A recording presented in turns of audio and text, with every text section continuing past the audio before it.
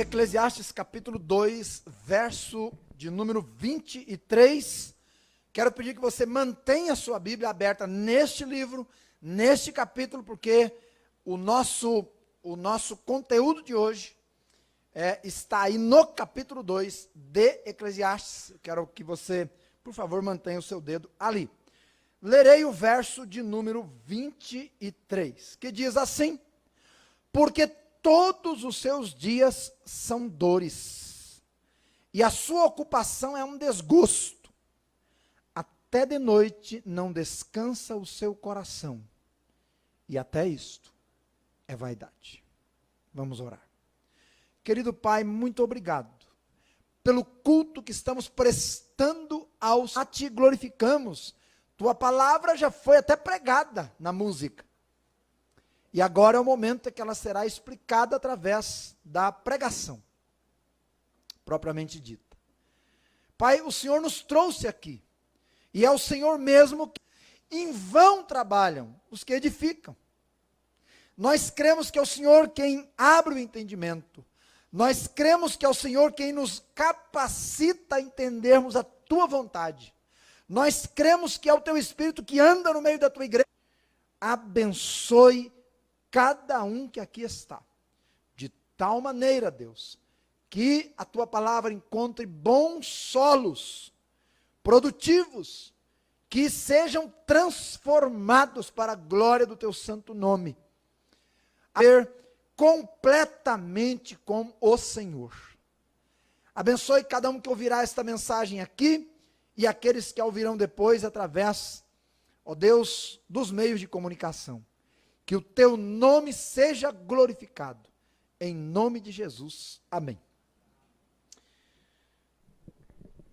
Encontrando o sentido da vida. Este é o nosso tema para a nossa meditação nesta noite. Encontrando conforme ela pede. O que é a vida natural? O que é a vida natural? Bem, nas palavras de Tiago, a vida é uma neblina que aparece de manhã e cedo passa. Nas palavras do reverendo Hernandes Dias Lopes, a vida é um pequeno espaço de tempo entre o berço e a sepultura. Nas palavras do filósofo Mário Sérgio Cortella, a vida é um intervalo curto entre o inspirar e o aspirar. Quando a criança nasce, ela faz assim quando sai da barriga da mãe. Começou a vida. E quando curto espaço de tempo entre o inspirar e o respirar. Nas palavras de Rick Holland, é uma bola de chiclete reluzente que depois de encantar explode ou então perceber. O que é a vida? Nas palavras do rei Salomão, aqui em Eclesiastes, e se você ler o livro todo, e focar um pouquinho no capítulo 2, você vai entender que Salomão disse que a vida é um beco sem saída. A vida natural. Todos nós deveríamos ler pelo menos uma vez no ano, e ler com calma, ler com o desejo de aprender, ler com o desejo de deixar Deus nos mostrar o que é a vida. Este livro tem a capacidade de nos trazer de volta à realidade. Às vezes esse mundo aqui propõe tantas utopias, tantas filosofopeias, como dizia o pastor Artêmio, que a gente acaba se encantando com pouco, se iludindo com o efêmero, com o vazio, e não vive o que devia viver. E Eclesiastes tem a capacidade que Deus lhe deu como palavra sua, de nos trazer a realidade, mostrar que, olha, cuidado, porque a vida, muita coisa dela não passa de vaidades. Ele nos mostra, inclusive, a intensa busca do pregador pelo sentido da vida à parte de Deus, a vida natural, e nos reitera que não se pode encontrar à parte de Deus o sentido da vida. Por isso a palavra-chave deste livro é vaidade, que significa a futilidade de tentar encontrar ou dar sentido para a vida longe de Deus. A tradição judaica, ela nos diz que Salomão escreveu Cantares na sua juventude, por isso é um livro romântico. Provérbios, quando ele estava na meia-idade, nos anos de sua glória. E Eclesiastes, lá no finalzinho. Eclesiastes é a expressão de Salomão de seu desapontamento por sua insensatez e desperdício de tempo com carnalidade, idolatria, mundanismo, conforme está registrado em 1 Reis, capítulo 11, se você quiser conferir. A palavra vaidade aparece nesse livro de Eclesiastes 37 vezes. Você vê a ênfase que o livro dá. E a palavra ou a expressão debaixo do sol, para mostrar a efemeridade da vida, como ela é passageira, ela aparece 29 vezes. E tem o propósito, então, de mostrar que muitas coisas vividas debaixo do sol, à luz do sol, elas não podem satisfazer e nem sempre são compreendidas. Em ambos os casos, o alvo é mostrar que a satisfação da vida está além deste mundo. Ela vem de fora, ela não é daqui, ela vem de fora. Então Salomão aprendeu do modo mais difícil, que a parte de Deus, a vida é um beco sem saída. Ou morreria naquele beco sem saída muito cedo, como alguns de meus colegas morreram. Mas como é que Salomão aprendeu isso? Alguém disse que há 3 maneiras da gente aprender na vida. Primeiro, há os que aprendem por instrução. Mas há os que aprendem pela experiência. Você ensina, eles não ouvem, fazem, quebram a cara e aí aprendem. E há um terceiro grupo, que são aqueles que não aprendem de jeito nenhum. Você ensina, eles não ouvem, quebram a cara e não aprendem. Salomão pertence ao... Ele fez contrário ao que ele sabia que devia fazer, quebrou a cara, daí aprendeu. Para a gente entender melhor isso, deixa o seu dedo aqui em Eclesiastes 2 e vá comigo para 1 Reis 3, versos de 13 a 14, por gentileza. 1 Reis, capítulo 3. Neste texto, o Salomão ele faz aquela famosa, aliás, é interessante que na verdade ele tem uma visão à noite quando está dormindo. E aí o Senhor vem e fala com ele, e nos versos de 3 a 14 nós temos esse que nos altos sacrificava e queimava incenso. Estou lendo 1 Reis 3, agora o 4. E foi o rei a Gibeão para lá sacrificar, porque aquele era o alto grande. 1000 holocaustos sacrificou Salomão naquele altar. E em Gibeão apareceu o Senhor a Salomão de noite em sonhos e disse-lhe Deus: pede o que você quiser e eu vou te dar. E disse Salomão: de grande de coração, perante a tua face, e guardaste-lhe esta grande beneficência, e lhe deste um filho que se assentasse no seu trono, como se vê nesse dia. Agora, pois, ó Senhor meu Deus, tu fizeste reinar teu servo em lugar de Davi, meu pai. Eu sou ainda menino pequeno, nem sei como sair, nem sei como entrar. E teu servo está no meio do teu povo que elegeste, povo grande, para julgar a teu povo, para que prudentemente discirna entre o bem e o mal, porque quem poderia julgar este tão grande povo? Esta palavra pareceu boa aos olhos do Senhor, que Salomão pedisse esta coisa. E disse-lhe Deus: porquanto pedento sabedoria para ouvir causas de juízo, eis que fiz segundo as tuas palavras, eis que te dei um coração tão sábio e entendido, que antes de ti teu igual não houve, e depois de ti teu igual não se levantará. E também até o que não pediste te dei, riquezas, glória, e não haverá outro. Não é verdade? Que noite, hein, Salomão? Que noite, hein? Deve ter sido uma turbulência quando você começou a ter a visão que você teve. Mas que noite maravilhosa! Você foi visitado pelo Altíssimo, visitado pelo Senhor. Deus lhe apareceu e lhe falou. Deus lhe falou. E falou o que, Salomão? Pede o que quiseres, que eu te darei. Que pergunta, hein, meus irmãos? Se Deus te aparecesse hoje à noite, numa visão, e dissesse a você, peça o que você quiser que eu te darei, o que é que você pediria? O que foi que Salomão pediu? Um coração sábio e nada mais. E Deus deu não só um coração sábio, riquezas, honras, glórias, fama, poder. Meus irmãos, Deus deu a sabedoria que Salomão pediu, o entendimento, a capacidade. Pena que Salomão, que recebeu a maior bênção, não atentou-se e teve que aprender pela experiência que a vida longe de Deus não passa de um beco sem saída, não é um sonho, é um pesadelo. Teve que aprender.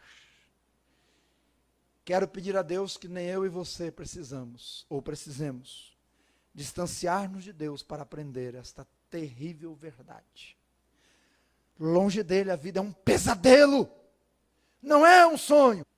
Onde Salomão foi buscar o sentido da vida, no seu período de tolice, e não encontrou. Graças, porém, a Deus, que ele aponta no texto, Salomão procurou o sentido da vida, adivinha onde? Leia comigo o verso 2. Do riso disse, está doido? E da alegria, que me serve esta? Salomão procurou o sentido da vida no entretenimento. Meus irmãos, Salomão procurou o sentido da vida no mesmo lugar onde muitos procuram hoje, onde milhares de pessoas procuram hoje, na festa, nas diversões, no entretenimento. A indústria de entretenimento hoje é uma das que mais cresce. E tem cliente todos os dias. Para muitos, meus irmãos, a vida não passa de um grande circo. De um grande circo. Um grande parque de diversões. E as palavras-chave são, então, alegria e prazer. Eu tenho que estar onde eu tenho alegria e eu tenho prazeres. Foram as mesmas buscas feitas por Salomão. Comemorar, socializar, brincar, rir, divertir-se. E eu, de maneira nenhuma, estou te dizendo que isto é errado. O que eu estou te dizendo é que isso não é um fim em si mesmo. E que, sendo um fim em si mesmo, isso poderia trazer o sentido da vida? Não traz. E se alguém teve condições de promover uma boa festança, quando eu morava no interior, lá do Paraná, as festas de casamento eram regadas à morte, não podia faltar, né? Povo incrédulo. Um bom sanfoneiro, uma barraca de lona, pó de serra no chão, caso chovesse. E depois do casamento, que tinha que ser rápido, era aquele boi ralado, e aquela música na sanfona, acordeon, e o povão tomando guaraná, na época era guaraná mesmo. Quem não tomava bebida alcoólica, quem tomava era pinga mesmo, da ardida, daquela pior que existe, né? Porque pinga boa é pinga ruim. Quanto mais ardida, o cara mais gosta. Mata mais depressa também, né? Mas era assim, era uma festança só. E eu me lembro que muitas pessoas viviam de festa em festa, casamento em casamento. Uma ideia, quando ele foi lá orar no Monte Gerezim, ele ofereceu 1000 sacrifícios. Cada sacrifício era um animal. Mas ele mandou matar 1000 para fazer o sacrifício. Pobre o Salomão era alguém que podia fazer uma festança e dar boa. Diz os versículos 23 e 22 ao 24 que assim. Era, pois, o provimento de Salomão todos os dias 450 litros. Um coro. Aí ele tinha 30 coros de flor de farinha por dia, 60 de farinha, 10 vacas gordas, todos os dias. Ora os veados, as cabras monteses, os corços, as aves cevadas, etc. Esses animalzinhos menor, nem enumerou aqui, devia ser muito mais. Todos os dias esse era o provimento do palácio de Salomão. Então todo dia morria esse monte de bicho aí para poder dar comida para o povo. O povo gostava de churrasco, pelo jeito. Não é só... Quando ele promovia uma festança, meus irmãos, o negócio ia longe. Era noites e noites e a coisa era regada do bom e do melhor. Você já foi numa festa onde tudo é abundante? Onde tem comida, bebida, sobremesa que não acaba mais? Você fica pensando, meu Deus, como é que eu vou comer tudo isso? Pois é, as festas trouxeram o sentido da vida no entretenimento? Não. Versículo 2 diz, não. Por quê? Porque diversões e brincadeiras não podem trazer a verdadeira satisfação, e uma hora elas terminam.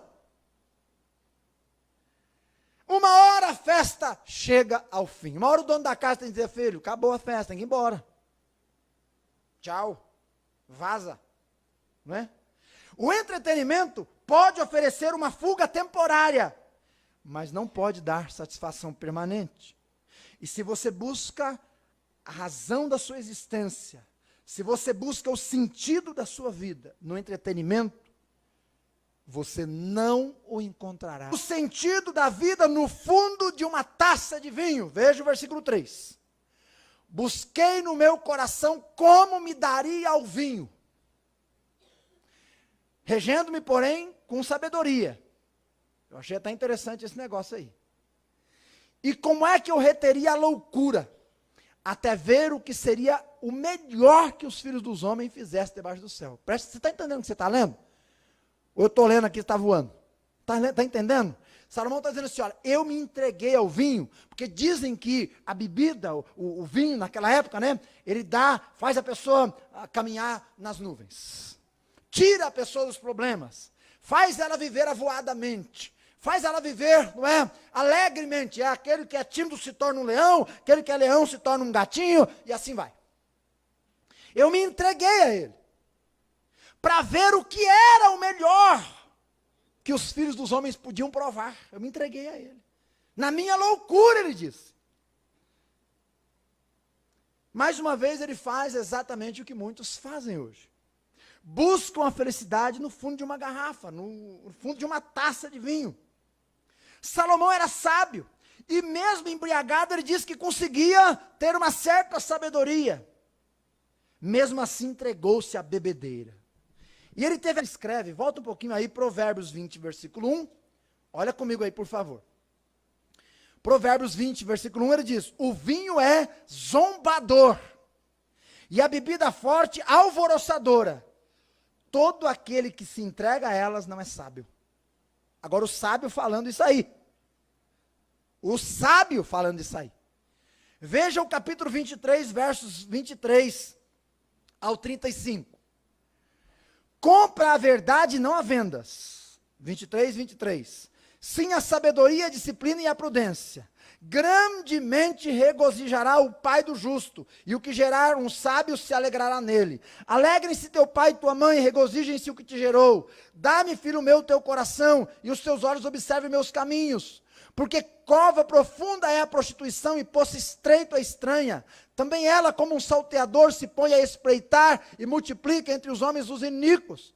De quem são os ais? Por quem são os pesares? De quem são as pelejas? Por quem as queixas? Para quem as feridas sem causa? E para quem os olhos vermelhos? Olhos vermelhos, por que olhos vermelhos? Feito da bebida.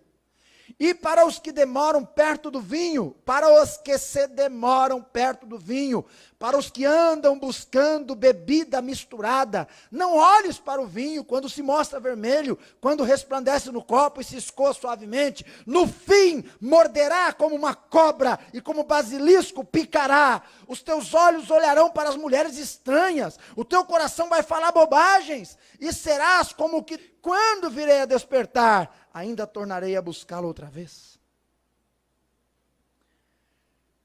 Veja como, sabendo da ilusão produzida pela bebida, ele se entregou a ela. Ele tinha um alvo a fazer isso. capítulo 2, versículo 3, era provar o que é o melhor que os homens podem ter neste mundo. Como muitos hoje, meus irmãos. Salomão achou que a vida poderia ter sentido se seus sentidos estivessem sob o efeito do álcool. Ele pensou como muitos pensam. Teve sentido? Não, claro que não. Ele disse, no final, fui picado como se fosse um basilisco. Como os que se entregam ao vinho hoje não têm. Quantas viúvas por causa do álcool?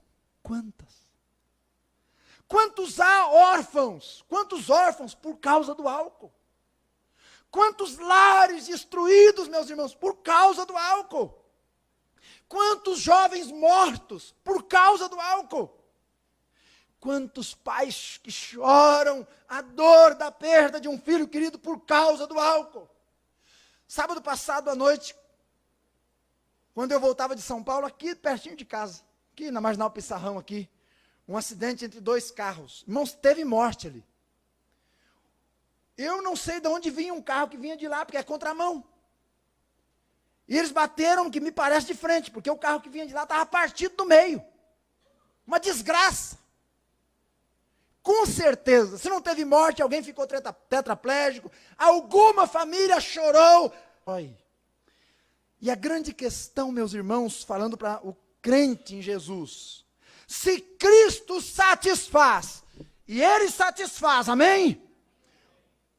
Por que buscar satisfação no fundo de uma garrafa? Se Ele satisfaz, e Ele satisfaz. Eu fui convertido por Jesus aos 17 anos. E antes dos 17 anos eu era um idólatra, um bêbado e um candidato ao suicídio. Mas no dia 4 de junho de 1990, quando o Espírito Santo abriu meu entendimento, me jogou aos pés da cruz como um fracassado, me convenceu do pecado, da justiça e do juízo. Quando o Espírito Santo veio morar em meu coração e me ajudou a orar ao Senhor, entregando a minha vida a Ele, e eu abri meus olhos em seguida, após a oração, a primeira coisa que Deus falou comigo, claramente, e eu nunca haverei de esquecer, foi: agora você não precisa mais do álcool para ser feliz. Eu tinha 17 anos, irmãos, e nunca mais precisei de uma gotinha sequer de álcool para ser realizado e feliz. Jesus me satisfez, porque Ele satisfaz, Ele dá sentido à vida, Ele levanta a alma caída. A descoberta de Salomão foi: o verdadeiro sentido da vida não pode passar, ou não virá, quando passar o efeito do álcool. Não virá. Em terceiro, por gentileza, diz lá: fiz para mim obras magníficas, edifiquei para mim casas, plantei para mim vinhas, fiz para mim hortas e jardins, plantei neles árvores de toda espécie de fruto, fiz para mim tanques de água, para regar com eles o bosque em que reverdeciam as árvores, adquiri servos e servas, tive servos nascidos em casa, também tive grande possessão de vacas e ovelhas, mais do que todos os que houve antes de mim em Jerusalém. Amontoei para mim prata, ouro, joias de reis das províncias, provi-me de cantores e de cantoras, das delícias, mulheres e mulheres, e de instrumentos de música de toda sorte. Veja, ele procurou o sentido na vida naquilo que é material. O texto diz, agora há um detalhe nesse texto que eu quero chamar a sua atenção, é a expressão para mim.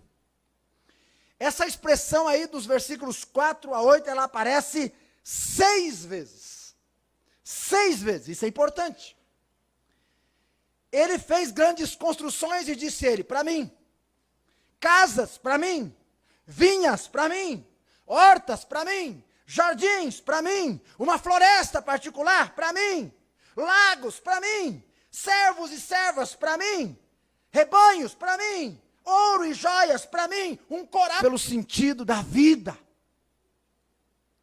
Se existisse a revista Forbes naquela época, ou se Salomão existisse hoje, claro, ele estaria no topo da lista dos homens mais ricos do mundo, dos mais bem-sucedidos, daqueles que têm mais propriedades. Mas os bens deram sentido à vida de Salomão? Verso 10 e 11.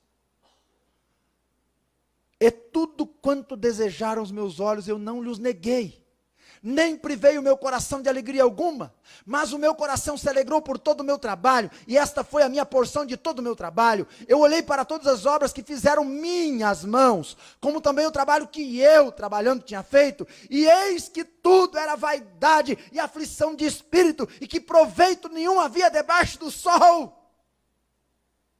Meu Deus! O cara conquistou tudo que se podia conquistar, para no final dizer, não valeu a pena gastar minha vida com isso. Não valia a pena. O Senhor Jesus deu suporte a esta verdade quando ele disse assim: a vida de um homem não se resume na soma de bens que ele possui.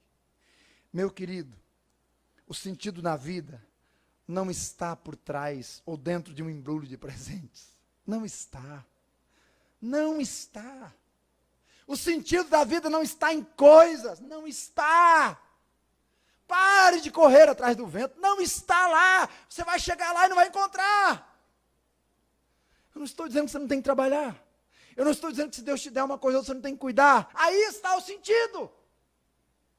Em quarto lugar, Salomão procurou o sentido da vida nas relações amorosas. Versículo 8. Amontoei para mim prata, ouro, joias de reis e províncias, provi-me de cantores e de cantoras das delícias dos filhos dos homens, mulheres e mais mulheres. Bom, a expressão mulheres e mulheres não aparece na revista corrigida, mas ela está no texto original do hebraico. Eu fui lá conferir, e é a palavrinha sidá, sidote. Mulheres e mulheres. Isso é confirmado em 1 Reis 11:3, que nos é dito, Salomão tinha 700 mulheres, princesas e 300 concubinas. Meus irmãos, pensa num sujeito romântico. E tem que ser criativo, né? Porque para cada dia ele tinha que inventar um negócio diferente. Se alguém podia... Romance e sexo. Dizem que reis como Salomão, por exemplo, eles não tinham uma relação sexual com uma mulher mais do que uma vez. Tantas que tinham, né? Houve um casal que namorou por 2 anos.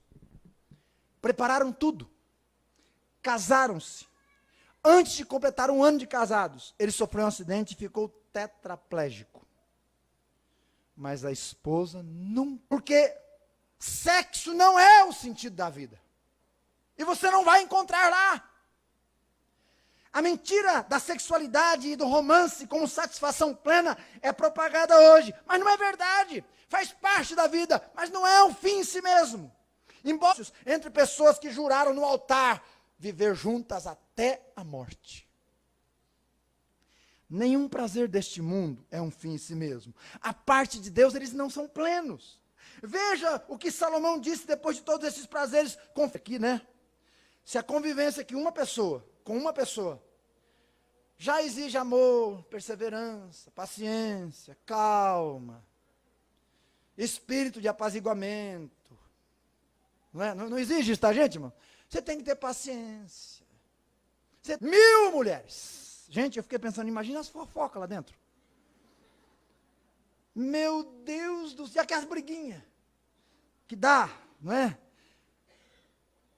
Imagine o disque me disque. É por isso que ele disse, é aflição de espírito. Mas tinha que ser mesmo, é. Mas ele não procurou. Procurou, achou. Quem procura, acha. E não só lhe trouxeram aflição de espírito, mas a Bíblia diz que causaram um grave problema entre ele e Deus, que foi a pior coisa. Por isso ele, finalmente, Salomão mudou o foco então. ele foi procurar o sentido da vida no conhecimento. Agora sim, mudou o nível. No conhecimento, versos de 12 a 17, lê comigo lá. Então passei a contemplação da sabedoria e dos desvários e da doidice. Porque que fará o homem que seguir ao rei? Mesmo que outros já fizeram. Então vi eu que a sabedoria é muito mais excelente do que a estultícia. Quanto à luz é mais excelente do que as trevas. Os olhos do sábio estão na cabeça, mas o louco anda em trevas. Também, e então entendi o que eu mesmo leço disso no meu coração, isso também é vaidade. Porque nunca haverá mais lembrança do sábio do que do tolo. Porquanto tudo nos dias futuros, total esquecimento haverá. E como morre o sábio, morre também o louco. Pelo que aborreci esta vida. Porque a obra que se faz debaixo do sol me era penosa. E tudo isso era vaidade. Salomão deu seus estudos. Faz bem quem estuda. Mas cuidado, porque o estudo não é um fim em si mesmo. Mas ele buscou o conhecimento. Buscou conhecer a origem das coisas, o desenvolvimento, de como as coisas aconteciam, não é? Ele estudou até onde pôde. Se tivesse faculdade, ele tinha feito. Se tivesse pós-graduação, tinha feito também. Se tivesse mestrado, tinha feito também. Se tivesse doutorado, estava lá Salomão. Se tivesse pós-doutorado, ele estava na turma. Finalmente ia ser um professor. E entre outros cursinhos que ele faria com certeza, sua sabedoria se tornou tão grande que 1 Reis, meus irmãos, diz que a rainha de Sabá e outros reis vinham de longe para ouvir a sabedoria de Salomão. Claro, ele era o juiz mais sábio, filósofo mais respeitado, administrador, fornecer satisfação em si mesma. Títulos acadêmicos, sofismas filosóficos, atividades intelectuais, não são a fonte da felicidade. Salomão concluiu que a sabedoria não era a resposta para o sentido da vida que ele procurava. É possível que muitos de nós nos vimos como Salomão, encantados com as cores da bolha de sabão, achando que ali está o sentido da vida. Mas não podemos nos esquecer, elas explodem. Uma aluna fez um desenho ilustrando o sentido da vida. Eu quero pedir que as meninas coloquem ali. Se não der para ver bem, apaga aqui, por favor. Olha só. Desenha o sentido da vida. Ela desenhou isso aí, ó. Vai ser difícil ver mesmo, né? Alguém apaga ali esse aqui? Apaga ali, por favor, rapidinho, irmão. Vamos ver se dá. Bom, o desenho era para ser visto. O desenho era para ser visto. Né? Olha lá na televisão do fundo, se você der uma olhadinha lá no fundo, você vê bem. Pode olhar, pode virar lá no fundo, ó. Olha lá na TV lá em cima. Olha lá, ó. O sentido da vida. Tá vendo lá? Deu para ver bem. Uma pessoa correndo atrás do dinheiro. Segundo slide. Ela já pegou um pouco, mas continua correndo atrás. Aí ela conseguiu pegar o dinheiro. Pode passar? Aí ela conseguiu tudo. O fim é um abismo. Uma menina de 13 anos desenhou isso aí. Pode acender agora, obrigado. Uma menina deste mundo. O mesmo Salomão nos indica, vi também isto, que a mão de Deus é que dá todas as coisas, e separado deste, quem pode alegrar-se? Escute, separado de Deus, quem pode alegrar-se? E também, de tudo que se tem ouvido, disse ele, a suma é, tema a Deus, guarde os mandamentos, porque esse é o dever de todo homem, ele vai trazer a juízo toda obra, quer seja boa, quer seja má. E eu quero terminar esta mensagem, então, dizendo que o sentido da vida é duplo. Primeiro, o sentido da vida está em ter um relacionamento pessoal com Deus, temer a Deus. Eu só encontrei paz para a minha alma, sossego ao meu coração, alegria de viver realmente o dia em que Jesus me salvou. O dia que eu passei a temer o Senhor. John Wesley enfrentou o conflito da busca pela existência e ouviu que a solução vinha de Deus. Então, em suas palavras, ele disse o seguinte: sou uma criatura de um dia que passa. Sou um espírito que veio de Deus e um dia retornará para Ele. Quero conhecer apenas uma coisa: o Senhor e o caminho do céu. Deus mesmo condescendeu a ensinar-me esse caminho. Ele o escreveu num livro. Oh, me deem esse livro, a Bíblia. A qualquer preço me deem esse livro. Quero ser um homem de um único livro. Esse livro é a Bíblia, o livro de Deus. Ela aponta o sentido da vida. Disse John Wesley, quando teve o seu encontro com o Senhor. Veja, o sentido da vida está em voltar-se para Deus. Salomão procurou em tudo quanto é canto que você pode imaginar e não encontrou, a não ser quando ele voltou-se para Deus. Por isso o salmista afirmou, folguem em ti, versículo 4. Meus irmãos, o sentido da vida está em ter um relacionamento pessoal com Cristo. Paulo afirmou,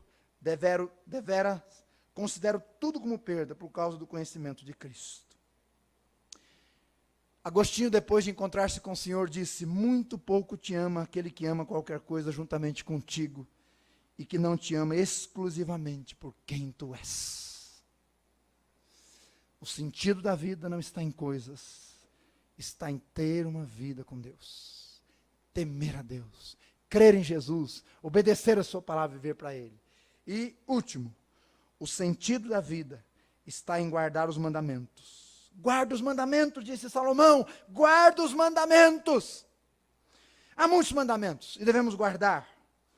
Mas eu vou me ater a um único mandamento do Senhor para nós hoje. E seguindo a linha de pensamento do pastor Carlos hoje de manhã, entendo que Deus tem nos chamado à oração.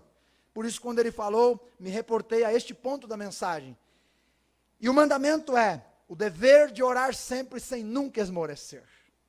Orando dependemos, orando superamos, orando temos calma, orando vemos as portas se abrirem, orando vemos o sobrenatural. Dá licença que eu vou atender o telefone que tocou aqui, irmãos. Só um minutinho, por favor. Aos irmãos. Eu vou colocar um áudio. Faziam 9 dias que o Vladimir, o missionário Vladimir da Asas, da Missão Novas Tribos, estava desaparecido na floresta. 9 dias. E o Vladimir, fazia 9 dias. Os bombeiros não deram muita esperança, mas disseram, olha, já encontramos com 11. O Brasil todo orava por ele. E ele foi encontrado a semana passada. Vivo. Coloca a foto do homem aí, por favor. É o rapaz de azul ali. Olha lá, o Vladimir, aquele de azul lá. Está com os bombeiros. Ele foi encontrado. A pergunta é como ele foi encontrado. Por favor, escute o áudio. Vou colocar aqui no celular mesmo, espero que você consiga ouvir bem. Então, a gente está extremamente emocionado, porque a gente já estava, assim, muito triste, porque esse colega missionário vai fazer 60 anos, tinha 32 anos de aldeia, ele trabalha traduzindo a Bíblia para os índios Deni, e hoje era o 9º dia que ele estava perdido.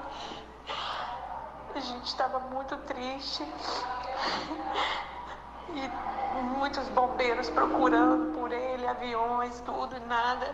A única coisa que viram ontem foi uma onça e aí nada. Aí quando foi hoje essa notícia, sabe como é que ele foi achado? Para ser um milagre de Deus, para Deus mostrar que é Ele que mostrou. Tinha um colega missionário que estava com um telefone satélite, ligado ao satélite. Então, ele registrou o momento na hora que acharam ele, porque ele estava subindo um rio que é muito distante de onde eles estavam, muito longe. Aí, numa dada altura do rio, o motor pifou.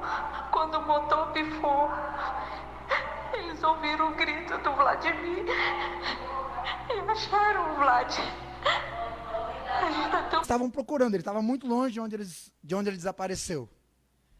E um barco, vários barcos procurando, helicóptero, avião, e um barco entrou num rio, e estava subindo o rio, de repente o motor do barco parou. Parou. Quando o motor do barco parou, e ficou em silêncio, as pessoas do barquinho escutaram no meio da mata ele gritando. E encostaram o barco e foram lá e o resgataram, irmãos. Depois de 9 dias. O detalhe é que eles trouxeram ele para dentro do barquinho. E quando deram partida no barco, o barco funcionou. E ele foi levado para casa, vivo. Quando a gente ora, quando o povo de Deus ora, os céus se movem. E Deus tem o poder até mesmo de parar o motor de um barquinho desse, para que as pessoas possam ser resgatadas quando ele tem um propósito maior. Em janeiro eu passei na casa de uma tia nossa em Londrina. E essa tia estava muito doente. Eu nem sei o nome da doença. Eu sei que ela não andava direito, dores em todo o corpo, completamente travada, magra, magra, magra. Olha, praticamente condenada. Mas nós estivemos ali e fizemos uma visita.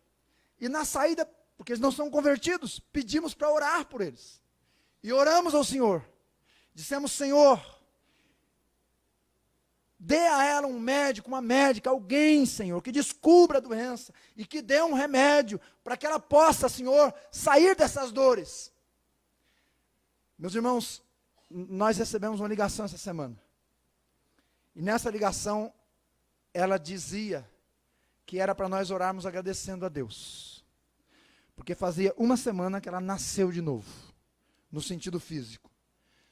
Deus, nas palavras dela, que foi certeiro. Ela que não dormia há meses, não sabia o que era dormir a noite inteira, de tantas dores. Deus dirigiu e ela foi e está sendo tratada. Está numa alegria só. E o coração está aberto para o Evangelho. Deus, meus irmãos, valoriza as nossas orações. Por isso Salomão diz, tema a Deus, guarde o mandamento, guarde pelo menos o de se voltar para Ele orar.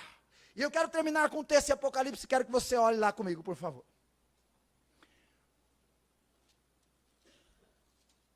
Esse é o último texto. Apocalipse 8, diz assim, e havendo aberto o 7º selo, fez-se silêncio no céu, quase por meia hora. A grande pergunta é por que esse silêncio?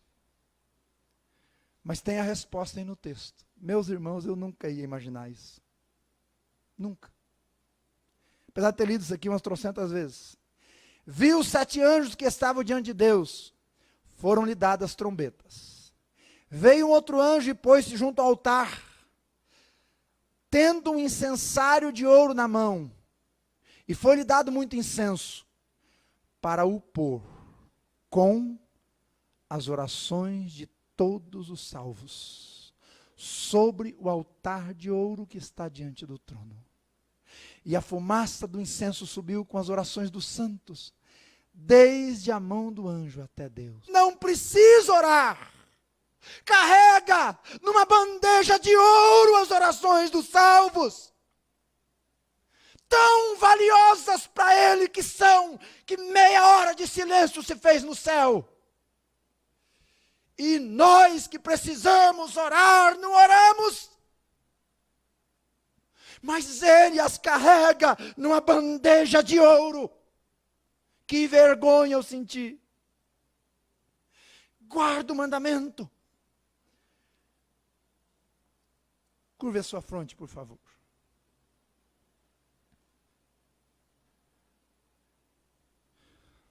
Onde está o sentido da vida?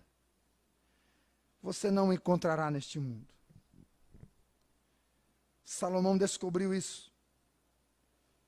E disse que o sentido da vida está em Deus. Você já descobriu esta verdade? Você já teve um encontro pessoal com Jesus? Está obedecendo ao mandamento? Não deixe se envolver com as coisas que passam, meu amigo. Faça compromisso sério de temer a Deus. Pare de brincar com o Senhor. Tome decisões precisas de guardar os seus mandamentos. Centralize-se em Deus, em sua vida e avance firmemente. Pois que mais temos nós no céu? Não há outro em quem eu possa... A nossa alegria e a nossa herança para todo sempre. Porque o sentido da vida está em ter uma vida voltada para Deus. Ó Senhor, obrigado pela Tua palavra. Obrigado pela Tua palavra, Senhor. Obrigado por nos amar tanto e nos mostrar que não está aqui nas coisas que este mundo oferece o verdadeiro sentido, o significado, razão da existência. Não está neste mundo aquilo que dá sabor à vida, sentido à vida. Está em Ti, vem dos céus, desce do Pai das luzes. Louvado seja o Senhor. Quero orar por aqueles que ainda, de beco em beco, tolamente procuram sentido neste mundo. Pedir que o Senhor lhes abra o entendimento, que eles enxerguem seus pecados, que eles enxerguem o Salvador na cruz, e que eles creiam em Jesus como o Senhor. Nele está a vida e o sentido da vida. Oro para que o Senhor abençoe cada família aqui representada, que nós sejamos pessoas de oração e da palavra, que nós sejamos, Deus, realmente guardadores do mandamento, tendo uma vida completamente voltada para Ti. Obrigado. Abençoe nossos corações, nos volte para o Senhor. Enquanto você está com a sua fronte curvada, tome uma decisão séria hoje. Deixe este mundo e venha viver uma vida voltada para